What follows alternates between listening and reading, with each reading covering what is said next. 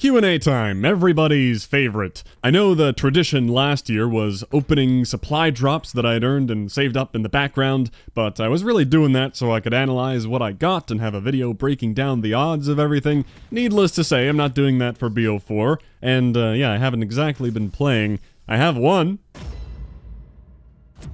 Exciting! Well, I saved up a few of these, if that counts. I'm sure the opening of things was a draw for some people, but I hope it doesn't matter what's in the background, because it'll be a mix of things.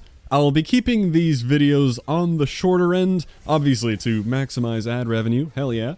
Except, not really. I don't think 10 minutes helps a whole lot if you aren't placing mid-rolls. I don't need to make $4 instead of $3. The real reasons are, 1, I totally do want to stretch out this content because this is a very busy time and I don't have any other videos planned. And reason 2, back when I made massive 45-minute Q&A monstrosities, not only do a lot of people skip it because they don't have time to commit to watching something that long, or they just assume it was a live stream, it was also a very quick way to get burnt out on doing Q&As, which might sound dumb, but even though it's just me bullshitting about questions, I still edit them down a lot, so for that 45-minute video I might be recording for 3 hours, then chopping out all the dumb answers and retakes, so I'm keeping it more fun for myself by keeping it short and hopefully more watchable as well. Alright, I hate long intros. How about you actually answer a question, jackass? But not like this is a guide video, then a long intro is punishable by death. It's a Q&A, so we got time. I'll be pulling questions from all over, the YouTube thread, the video, the Twitter, as well as DMs. I didn't realize the YouTube community post thing would be so great, because it allowed everyone to thumbs up comments, so everything got sorted, presumably by what people want to see answered. So what question do you think rose above them all? How big is the peen? I'm glad we got straight to the core of what people really want to hear about. Well, you already know, rocking that solid 2 inches in diameter. 3 inches long. Got a real Coke can down there. No, of course not. I'm not gonna sit here and describe my peen.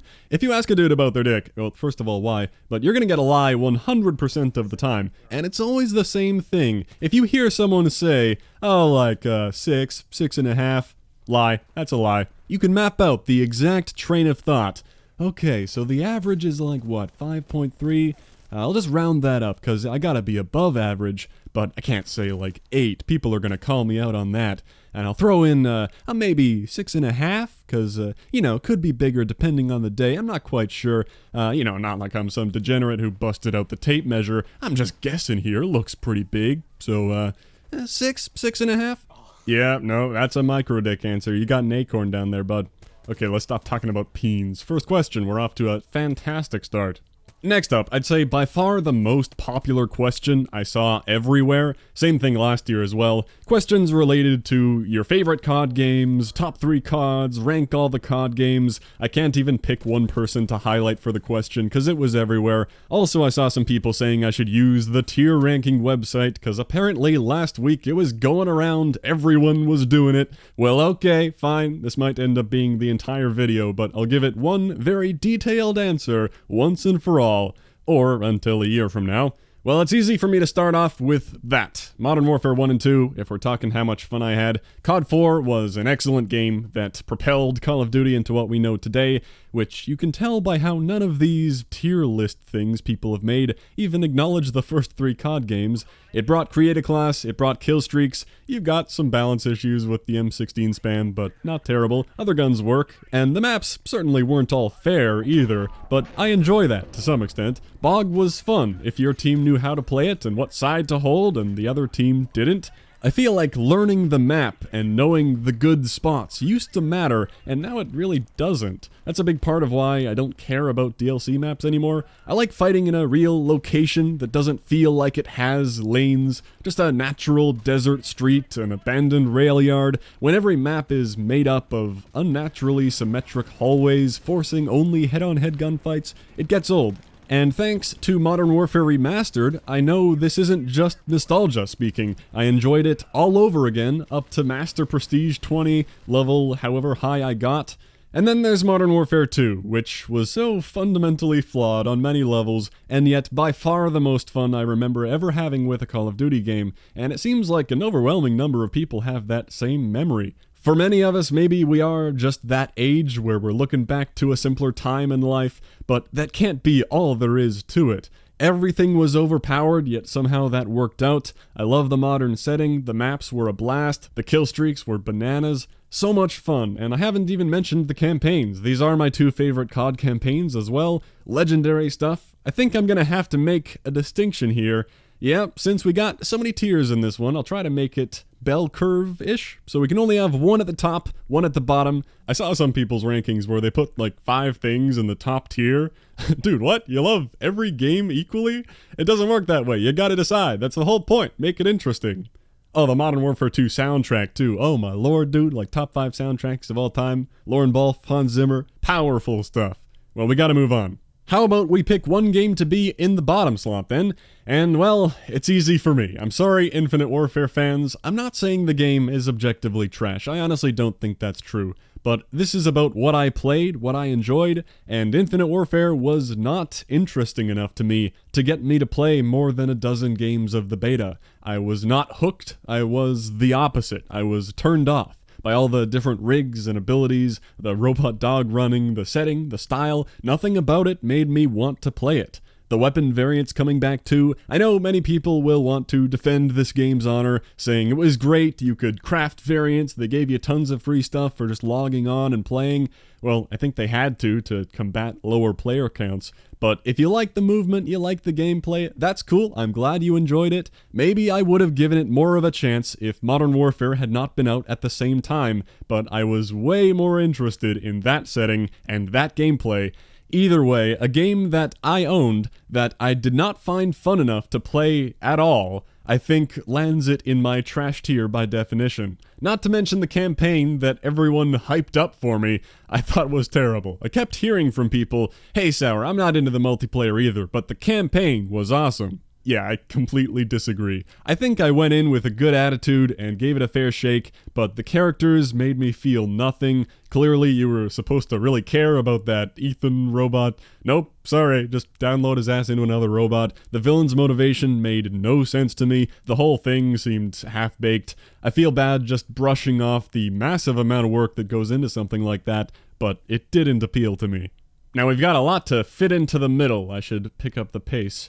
Black Ops 1 can hang out in the A tier, solid game, I like the Cold War setting, very memorable campaign as well. I loved the zombies back then, had a lot of fun with the multiplayer, but wasn't nearly as addicted as I was in the Modern Warfares. That said, Modern Warfare 3 is gonna join it in the A tier. It brought some cool stuff with the strike packages, pretty fun weapons and maps, and I'm still a big fan of the continued campaign. The survival mode was kinda whack though, and in general it didn't feel as inspired as the first two Modern Warfares, which makes sense with the whole development meltdown that happened in the middle of it, with Sledgehammer needing to step in and take the reins. The most fun I had in that game, though, was when they introduced the face-off 2v2s and 3v3s with the small maps, playing with a friend and playing to win. That was like my first taste of playing somewhat competitively, and dude, that was so much fun. I loved those maps. I remember being a sniper on Aground, that big open cargo ship. There was that beach house getaway, and Erosion, the Ancient Ruins map. Those are the three I really remember. Thinking back to that makes me want to bump the game up, but the A tier is a good place for it. Then we got Black Ops 2, which was just a really solid game all around. When it comes to balance and fun, had a great time going for those camos. The maps were starting to get more constricted, which I wasn't a fan of, but they all still felt really unique while being more competitively viable. And I know Black Ops 2 is often heralded as the peak of ranked play. I'm not super into that side of the game, but I think it can join COD 4 up there in the S tier. There's just not a whole lot I can think of that was bad about it. And then there was Ghosts. Uh-oh, yeah, I didn't play very much Ghosts. I didn't think it was terrible. I think I was just more into other stuff at the time, but it never captured me as much as the other games, and there were some problems, questionable balance with the very fast melty time to kills, IEDs, the dog streak, some questionable map design, gotta love good old Stonehaven. They really hyped up the dynamic levolution, but then it was like, oh yeah, on this map, some logs fall down into a ditch where nobody ever is. Oh yeah, the edge of this map, a bus can fall down. Did you know this gas station can fall over, and in this one and only spot, the wall can blow up? Like, okay dude, sure, amazing. I only got to Prestige 1 or 2, I forget, so for those reasons, it's gonna land in the C tier. The campaign and characters were also forgettable for me. I played through it, I don't remember thinking it was bad, but aside from the good boy and the kinetic bombardment thing, I couldn't tell you what it was about. I will say, many months later, some friends got me to try Extinction, and it was actually a lot of fun. I never played too much of it, but I remember thinking it was great, so I will give that point to them, more than enough to keep it out of the trash. Then there was Advanced Warfare, the beginning of advanced movement, which I thought was fun the first time. Plenty of good innovations. I loved going for that mastery gear. It was also the birth of dreaded supply drops with stat-changing variants. I think the variants could have been a lot of fun if they had been more accessible and not only through luck. If they were consistent to earn, then I'd even say they were a good addition. I liked going through and trying to rank the variants to decide which ones were the best for each gun. Eventually, they did add a way to guarantee some of the good ones by hitting super high prestiges, but I wouldn't call that very accessible either.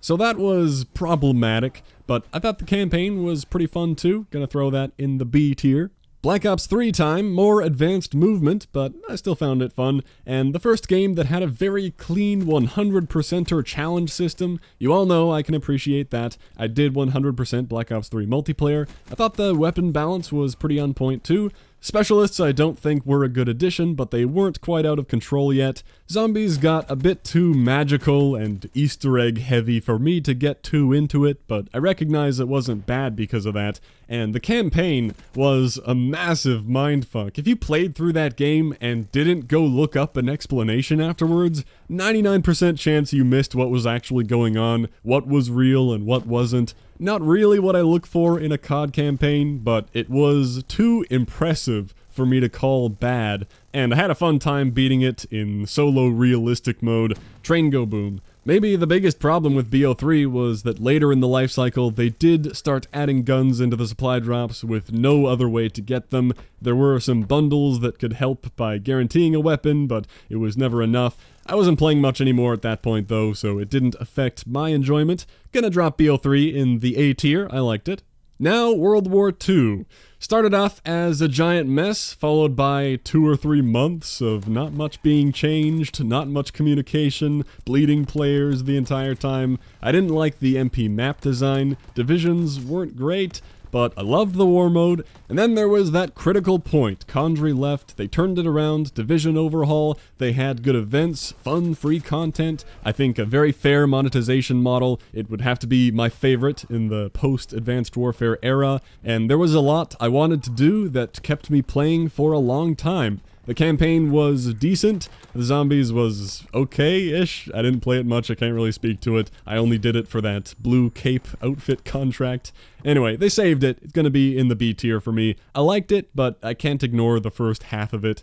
And finally, Black Ops 4. Being the current game, I don't want to repeat myself too much, I've talked about it a lot recently. Blackout was really cool, and the 100%er challenge system spanning across all 3 modes, I think was the best it has ever been. I got 2 of them, but the specialists had a very negative impact on the multiplayer gameplay for me. The monetization has been very aggressive, and the event content has been pretty dry compared to World War II, and thinking back to their promises of the most post-launch content ever, I'm feeling it belongs in the B tier. Just looking at the games I've already put in here, I can't put it next to the things in A, but definitely not C. I promise I'm not doing that just to make it into a more satisfying bell curve. And I didn't rank World at War because I didn't play it. It wouldn't be fair to judge it. I know, I apologize, I'm not a real gamer, and before anyone says that you didn't really play Infinite Warfare either, and you put that in the trash tier, well, World at War I never played or owned at all, until a few years ago when I picked it up for PC Custom Zombies, but I haven't touched the campaign or multiplayer, and I knew nothing about it when it was the current lifecycle game. Infinite Warfare, on the other hand, I played the beta, gave it a chance, played the campaign, and I owned the game during the lifecycle, and never wanted to play more of it. So, big difference there. If I had to guess based on what I know about World at War, maybe A tier, I probably would have liked it, but good thing I didn't play it, because that would totally ruin the bell curve, and I don't think I'd be putting it in the C tier. Well, there you go. I've ranked the CODs based on how much fun I had with them. That is a very subjective measure, of course. Feel free to leave your ranking in a comment. I'm sure I overlap with some of you, and others of you want me to play in traffic. I understand. That was question 2, right? Okay, how about we try to fit in a couple other questions here. Knock out a few quick ones from Twitter. Put this in your video for no reason. Not a question, but you got it. Is pineapple on pizza okay? Not only okay, it is preferable. Pizza on pineapple's even better. Or pineapple on pineapple. Just eat pineapple. Okay, we're gonna end with a classic. Would you rather wipe standing up or have crash landing reset? I'm glad you've stuck around, man, to continue the wiping standing up saga all the way from the World War II Q&As. Well, if crash landing were to reset, I mean, I don't really play anymore. If I never went on and checked, then did it really reset? I've already made my video on it, I've already proved it to the world. Not a big deal if it went away. It probably wouldn't even take the 100%er card away from me if I already had it applied, but even if it did, I could just rock the zombies 100%er, so it's all good. I wouldn't need to do it again. On the other hand, if I were to wipe standing up, I'd be an irredeemable degenerate incapable of understanding basic human functions. Why would you stand up and do the world's dumbest yoga pose? Just lean to the side a little. What, are you so uncoordinated that you think you're gonna fall off? You're gonna crack the toilet seat if you put all your weight on one half? If you stand up, you're either standing straight up, which I imagine would close your ass cheeks, well good going, now you smeared shit all over your butt, or you're leaning off the seat forward in a way that you're bent over in a really wide stance, putting your arms behind you like you're trying to be fucking Naruto and wipe your ass. Why? Why complicate things? Lean like an adult. Crash landing can reset. That's fine. Alright, well, nearly this entire video was just a CoD tier ranking, but a lot of people wanted to hear about that. I'm gonna wrap up this video here. Yes, there are many more questions I'd like to answer. I do plan on going through more. I guess these are less like Q&A videos where we fly through all the questions, and more just me talking for a while, inspired by your questions. Who knows how long I can stretch this out for. This is now a dedicated Q&A channel, all the way to Modern Warfare 4. No, that should not be the case. Well, thanks for watching. I'll catch you next time.